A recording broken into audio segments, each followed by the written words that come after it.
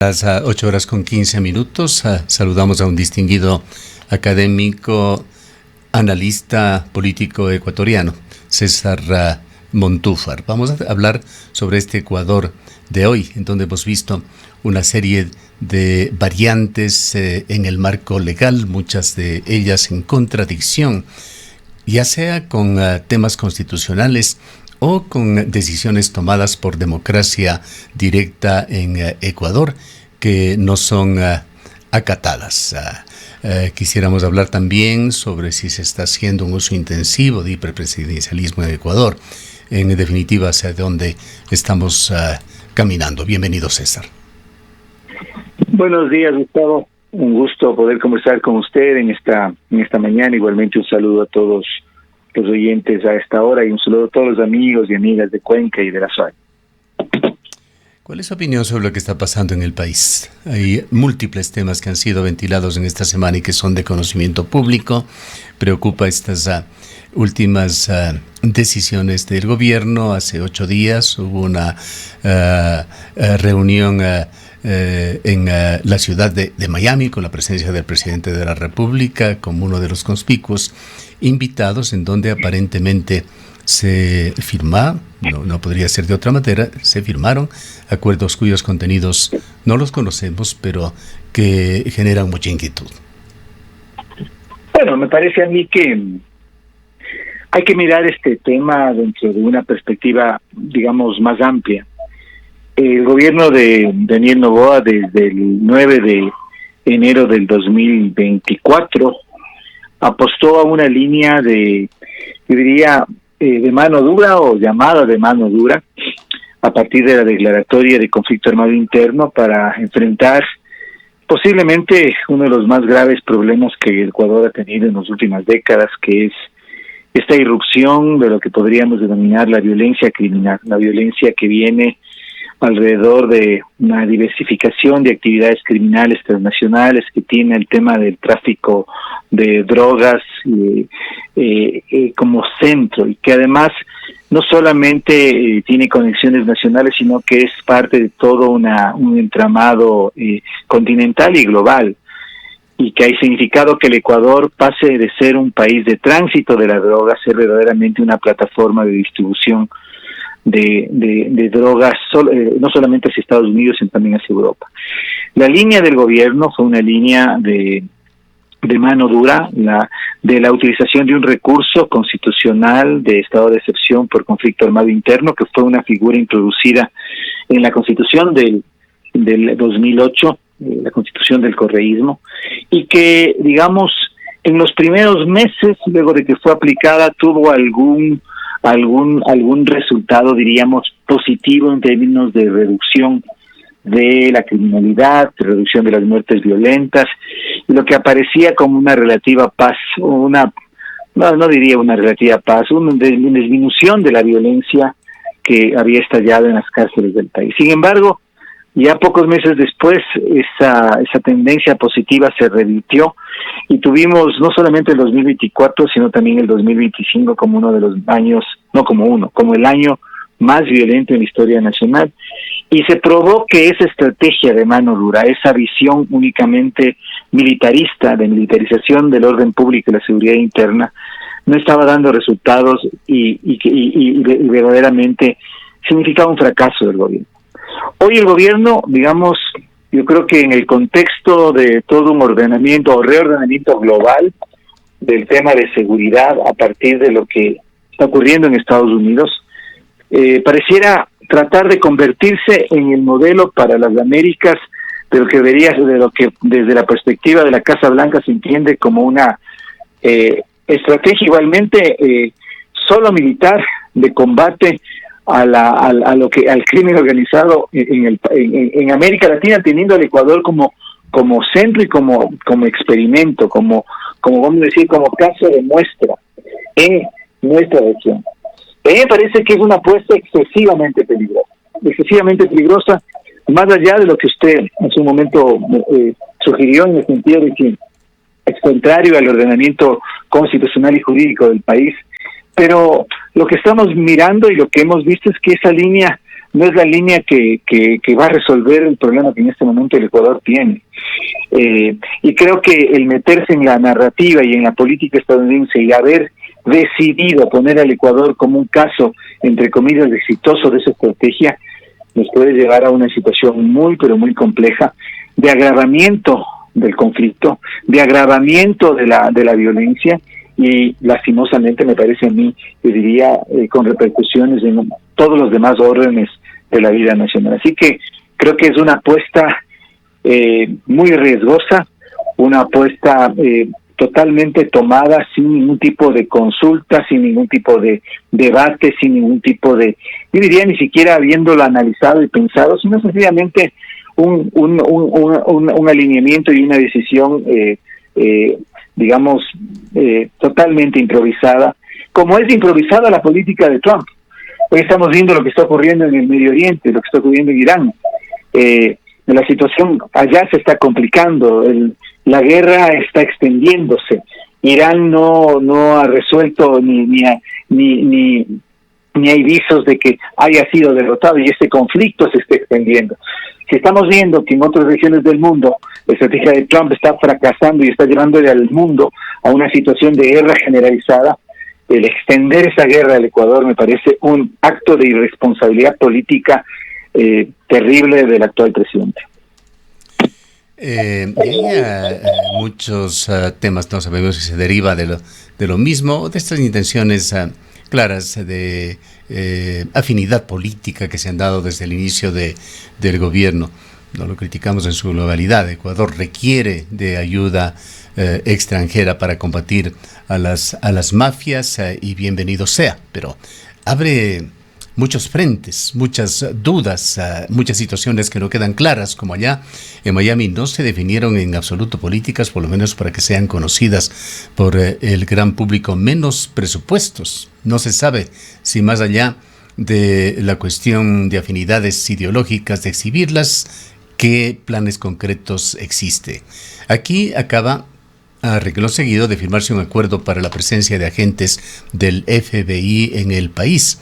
Este reciente acuerdo de comercio recíproco también se lo acaba de firmar, muy positivo para la economía ecuatoriana. Pero se ha firmado también otro acuerdo con la presencia, que permite la presencia del FBI aquí en el país y surgen pues los temas de soberanía. Desde su perspectiva como analista, ¿cuál es el costo de largo plazo de alinear nuestra justicia y economía de forma tan estrecha con la agenda de Washington? ¿Qué pasa, por otra parte, que es una pregunta que hemos hecho ya a otros analistas, con la cadena de custodia, que de acuerdo con la norma ecuatoriana tiene que ser cuidadosamente supervisada, desde la presencia de agentes en la acción de combate de un delito, sea policía, sea ejército, cualquier fuerza del orden, pasando por la fiscalía y terminando en manos de los jueces? Un poco sobre lo primero que usted acaba de mencionar. Este alineamiento del Ecuador, esa transformación del Ecuador desde la perspectiva del gobierno ecuatoriano y estadounidense para transformarnos en el caso exitoso, como en el ejemplo que deberían seguir otros países, en el sentido de que nuestro país pasa a ser parte de toda una estrategia global en que las fuerzas estadounidenses, en conjunto con las fuerzas militares ecuatorianas, actuarían en el territorio del país. Me parece a mí, como le digo, es una apuesta que no ha sido analizada. Se piensa que solamente con esa decisión y con un enervamiento, con una profundización de esa estrategia de militarización, de conflicto, el problema se va a resolver. Y lo que hemos visto, y podemos decir que ha ocurrido en el Ecuador en los últimos 2 años, es que ese proceso de militarización no ha funcionado, que más bien ha agravado la situación de seguridad. El Ecuador terminó siendo un país, fue el año del 2025, el año más violento en la historia ecuatoriana. Hoy se está apostando por lo mismo, cuando ya estamos entendiendo, cuando estamos en este momento, ya hemos constatado que esa estrategia no sirve. El caso de México es quizá el caso que más nos debe servir a nosotros como ejemplo. El abatimiento, el encarcelamiento o la muerte de un gran capo de la droga no resuelve el problema. Yo no estoy diciendo que esos no deben ser llevados a la justicia, nada más distinto a lo que quiero decir. Sin embargo, el centrar la estrategia solamente en esos golpes de efecto de ejercicio estatal de la violencia para atacar militarmente a grupos criminales no es la solución del problema. No es la solución del problema. Y me parece que desde el gobierno esa perspectiva es la que está primando, más allá de lo que, como usted acaba también de mencionar, de las consecuencias jurídicas, legales para el debido proceso, para la propia soberanía del país. Yo creo que la discusión de la soberanía es extremadamente importante, pero yo ni siquiera me estoy refiriendo a eso. Yo me estoy refiriendo a la verdadera efectividad de esta estrategia y más bien a lo que las experiencias recientes en países como México fundamentalmente, pero también Colombia, nos dicen en el sentido de que a más militarización del conflicto, más agravamiento del conflicto. Y por eso es que creo que desde la presidencia o desde el presidente Noboa, sin ningún tipo de reflexión, sin ningún tipo de análisis, sencillamente, yo diría, casi como un movimiento reflejo totalmente no reflexivo, es que nos están llevando o a embarcado al Ecuador en esta situación. Como le digo, lo que vamos a tener, esperaría equivocarme en mi diagnóstico, pero lastimosamente eso es lo que el análisis de lo que ha ocurrido en otros países nos dice, es que esa estrategia es una estrategia equivocada y es una estrategia que no va a surtir efectos, y lo que va a traer es más violencia, más muerte y más militarización del conflicto. Es decir, vamos a tener un incremento incluso del conflicto y el Estado ecuatoriano aún más debilitado. Ese me parece a mí que es el punto. Ahora, el asunto aquí es que lastimosamente, y eso tiene muchísimo que ver con lo que usted, con lo que escuchaba de la conversación que estaba manteniendo antes de esta conversación conmigo, es que hoy más que nunca creo que tenemos un país en que los espacios de opinión, de contraste, de debate, de reflexión pública se están cada vez cerrando más y más, y que espacios en donde uno puede discutir y debatir y plantear preguntas e incluso análisis sobre lo que ocurre se están achicando de una manera incluso mayor a la que se vivía en los tiempos, vamos a decir, del autoritarismo del gobierno de Correa y lo que vino después. Pero lo que digo es que la sociedad ecuatoriana está siendo embarcada en un camino que sencillamente nos va a conducir a un agravamiento de la crisis. Yo creo que hay que llamar muchísimo a la reflexión que esta perspectiva que el gobierno de Estados Unidos está impulsando a nivel mundial también está fracasando. O sea, me parece que mirar lo que está ocurriendo en este momento en Irán, creo que nos lleva a pensar realmente sobre qué es lo que está ocurriendo globalmente, lo que está ocurriendo en la guerra Rusia-Ucrania, lo que está ocurriendo en México. Entonces, me parece que noveleramente embarcarse en esa estrategia sin beneficio de inventario, sin ningún análisis, creo que es absolutamente equivocado. Eso no quiere decir que no tenemos que buscar caminos y canales de cooperación con Estados Unidos, por supuesto, pero no puede ser sencillamente en la perspectiva de embarcarnos confirmando un cheque en blanco y solamente trabajando en la perspectiva de lo que nos dicten, de lo que nos impongan, sin ningún tipo de criterio que pueda contraponerse a esas imposiciones. Entonces yo creo que ahí está el problema. Creo que el gobierno no está mirando esto desde una perspectiva global. Hace algunos días escuchaba una entrevista justamente a propósito de esta reunión que dio el presidente Noboa en Miami, y me parecía realmente inverosímil que el presidente del Ecuador se haga absolutamente eco de lo que dice el actual secretario de Defensa de Estados Unidos, en el sentido de que hay una vinculación directa entre Irán y América Latina y los carteles mexicanos, y que hay entrenamiento, casi como que los grupos criminales ecuatorianos van a entrenarse y que están vinculados militar y estratégicamente, o sea, unir todo en una sola bolsa, sin dar una sola evidencia, claramente mintiéndole a la opinión pública, es algo que realmente uno no puede creer. No puede creer que en el Ecuador hayamos llegado a una situación tal en que las autoridades pueden decir cualquier cosa, pueden emitir cualquier criterio, pueden decir que están validando, que sus afirmaciones están siendo validadas en cualquier información, y eso darlo por cierto, cuando las consecuencias de eso son gravísimas, o sea, gravísimas, del extender el conflicto global a las calles del Ecuador, pensando que son lo mismo, con actividad militar de efectivos estadounidenses en territorio ecuatoriano.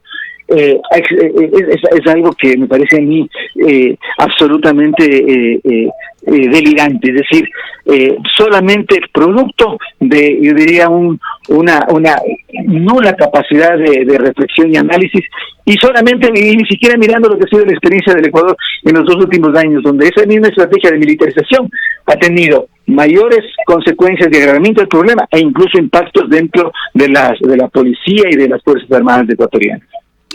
Usted en su peculio, en su producción académica, César, tiene un importante libro. Se me escapa su nombre exacto, pero usted hablaba sobre el silencio durante la época correísta por la persecución tan drástica que se hizo a los medios de comunicación, las leyes que se impusieron, etcétera. Con esto en perspectiva, quisiera preguntarle, ¿qué opina usted sobre la opacidad en la compra de venta de medios de Ecuador que va dejando huella? La Posta, Radio Centro, ahora Diario El Universo. Bueno, yo creo que es una tendencia realmente muy, muy preocupante. Creo que en el país, creo que hoy el país más que nunca tiene la necesidad de contar con espacios de discusión, de debate, de información verificada, de información contrastada, un espacio en donde los ciudadanos puedan interpelar al poder, donde puedan hacer preguntas y que impliquen que las autoridades puedan y deban dar información y generar, digamos, contenidos con mayor significación, de mayor densidad, de mayor profundidad, basados en la realidad. Yo le ponía solamente como ejemplo esta entrevista que escuché del presidente Noboa hace algunos días, en que él se hacía eco de informaciones absolutamente no fundamentadas y unía lo que ocurre en las calles del Ecuador con lo que está ocurriendo en Irán. Es decir, o sea, realmente uno dice, ¿cómo es posible que a un presidente de la República que dice algo así, sin ninguna evidencia, sin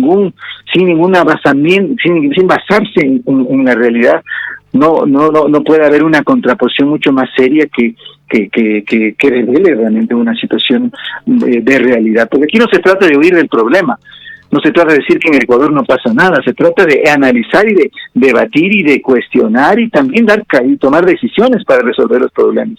Entonces, lo que está ocurriendo con los medios de comunicación en el Ecuador, que además es una tendencia no solo ecuatoriana, es una tendencia latinoamericana y en medida global, es un desarmamiento de la opinión pública y de la posibilidad de los ciudadanos de acceder a información que vaya más allá de lo que son los rápidos, poco reflexivos, poco fundamentados en muchos casos, mensajes que se reciben a través de las redes sociales. No en todas, ¿no? Porque hay plataformas, en cambio, en las que sí es posible acceder a información de mayor calidad de debate, pero no siempre esas son las que más se difunden.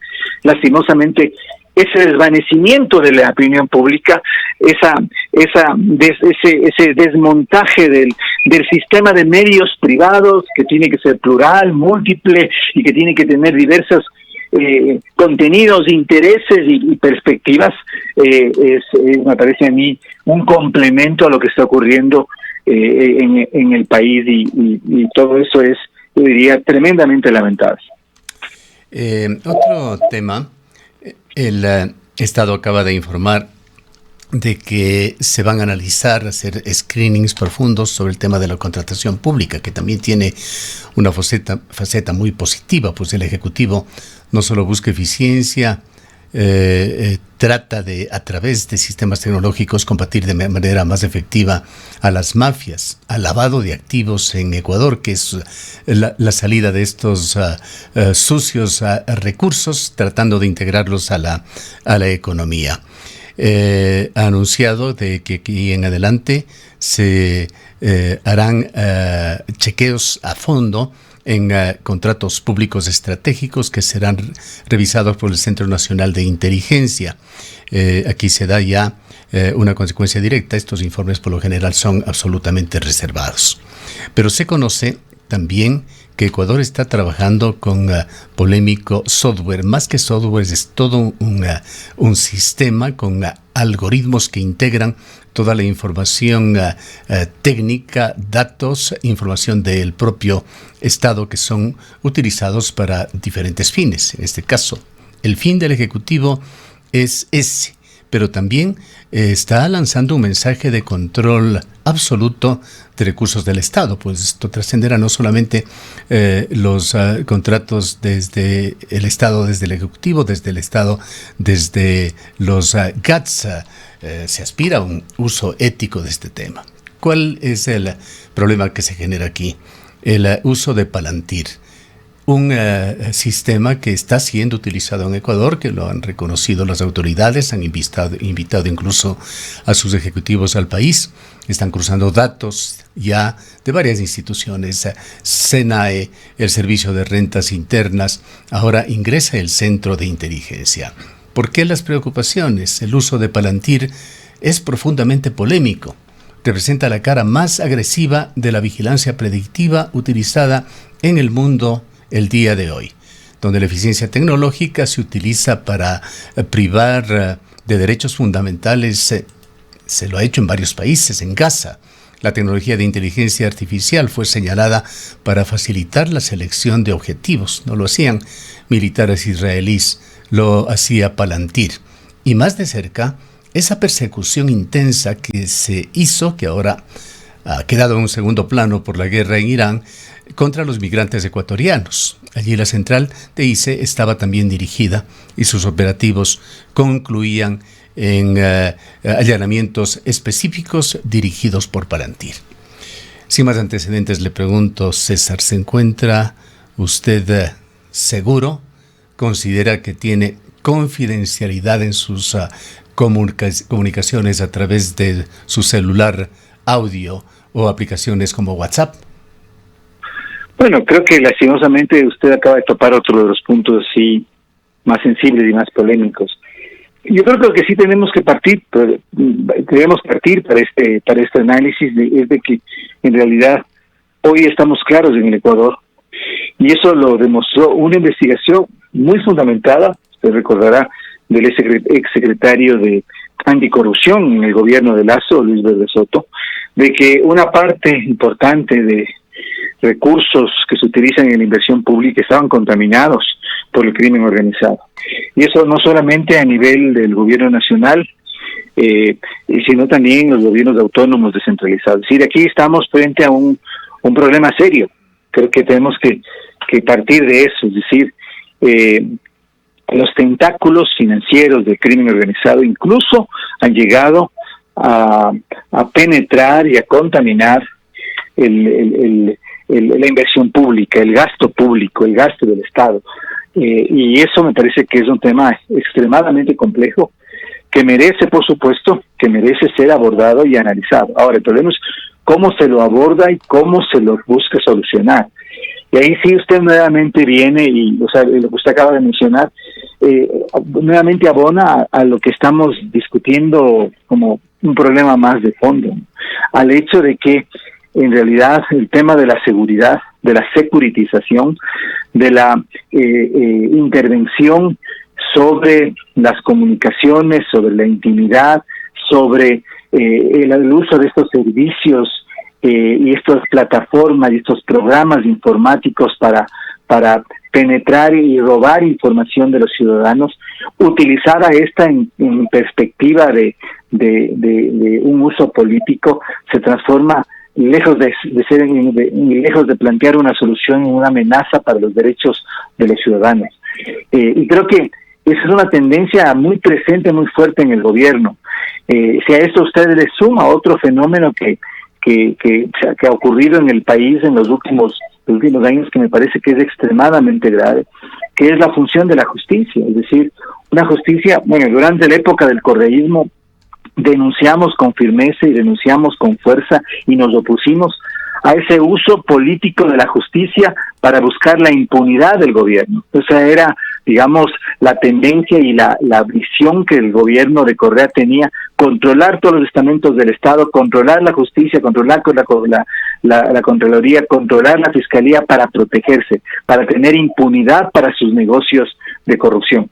Hoy tenemos un cambio en esa situación. Hoy tenemos que la justicia no es utilizada, o no es solo utilizada, o no sería solo utilizada para la impunidad, sino que se utiliza como un arma de ataque y un instrumento en la lucha política. Es decir, el uso de la justicia, el uso de los servicios de inteligencia, como hace un rato comentábamos, más que, digamos, están concebidos desde una perspectiva ofensiva, de ataque, de instrumento de la lucha política. Eso en perspectiva de una concentración cada vez mayor del poder del Ejecutivo en todos los otros órganos, en muchos otros ámbitos de la vida, tanto del país como del espacio institucional del Estado. Entonces, es una transformación, y para eso la tecnología, la inteligencia artificial, el uso de este tipo de herramientas tecnológicas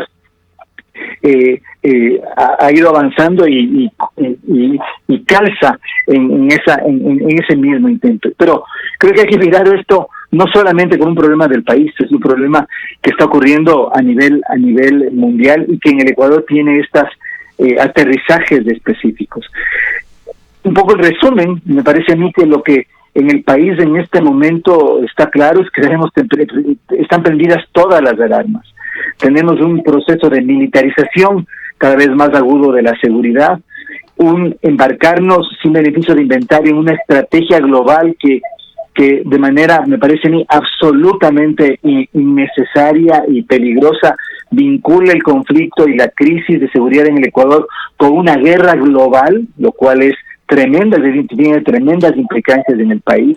Tenemos un uso cada vez más ofensivo de la justicia para eliminar y atacar a adversarios políticos. Ya la justicia no solo es controlada para obtener impunidad, sino para de manera ofensiva, con fines políticos directos.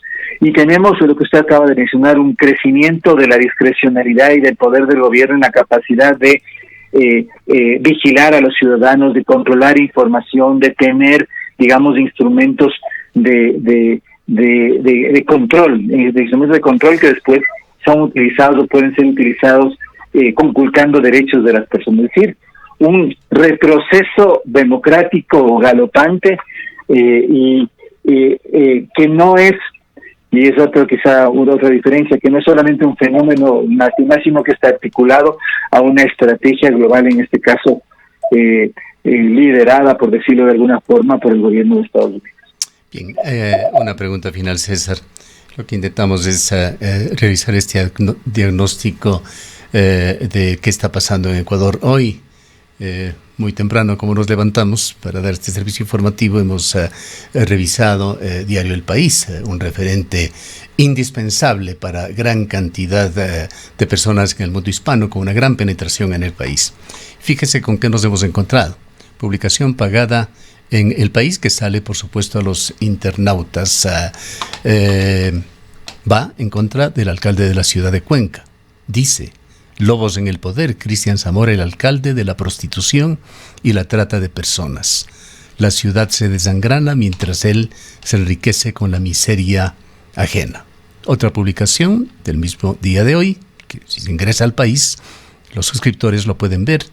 Disfrazado, Cristian Zamora, un lobo disfrazado de alcalde, sugestión, chongos, trata de blancas, vacunas y extorsión. No debería el CIES, así como está investigando estos contratos, investigar de dónde provienen estas publicaciones y cómo se las financia?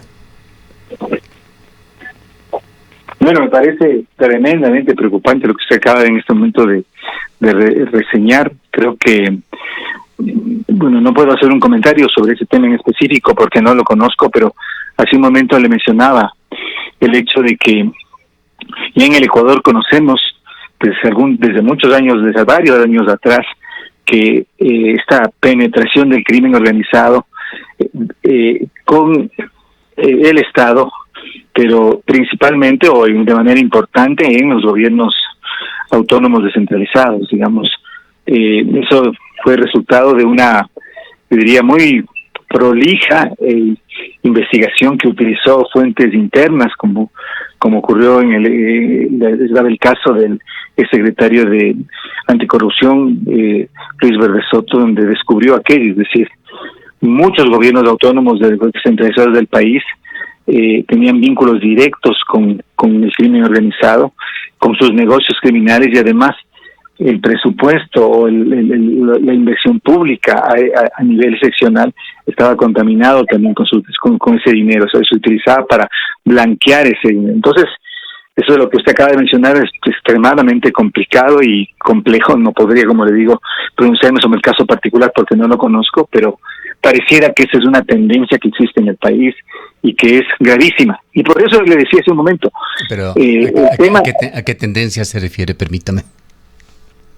Disculpe. Sí, decía que es una tendencia en el país. No sabemos a qué se refiere exactamente.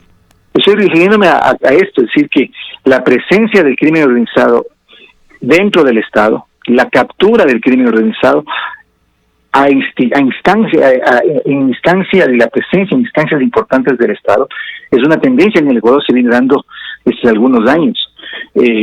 Recordemos, y eso no solamente a nivel nacional, sino también, y eso es lo que decía esta investigación, a nivel seccional.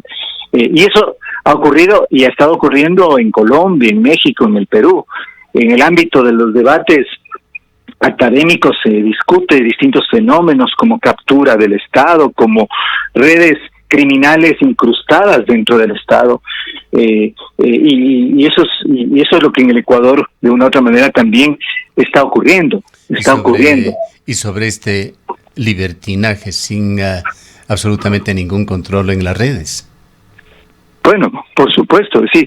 Aquí cuando estamos hablando de redes, de esas redes de criminales incrustadas en el Estado, estamos hablando de delincuentes, de empresarios, de políticos, de incluso bufetes jurídicos, comunicadores, de influencers de redes sociales, es decir, son redes criminales que toman el Estado y utilizan el Estado para distintos fines, para promover sus delitos, para lavar sus activos, para tener poder político, para poder, digamos, ejercer una influencia mucho mayor. Es decir, no estamos hablando únicamente de que en el Ecuador tenemos una lucha entre Estado versus organizaciones criminales, sino que las organizaciones criminales se han tomado, han capturado segmentos del Estado. Por eso le decía hace un momento, el pensar como está pensando el gobierno, que el problema de seguridad que vive el Ecuador en esta coyuntura va a resolverse uniendo la guerra global que Estados Unidos está llevando en el mundo, principalmente en Medio Oriente con el Ecuador, es absolutamente algo que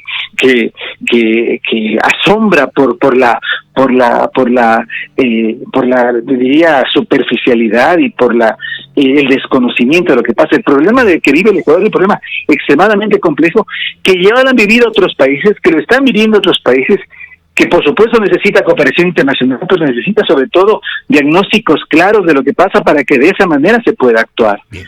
Lo que usted acaba de sí. Concluya, por favor. Sí, lo que usted me acaba de reseñar precisamente da cuenta de la complejidad de estos fenómenos y por lo tanto nos llama a pensar, a reflexionar y sobre todo a las autoridades a actuar en función de esa complejidad, no en función de eslóganos o en función de informaciones que sencillamente siguen narrativas o perspectivas absolutamente extrañas y no fundamentadas en la realidad. Muchísimas gracias, César, por su presencia. A usted le agradezco, Gustavo, y muy buenos días y un saludo a todos. Declaraciones de César Montúfar, académico, analista político. Son las 8:50 PM.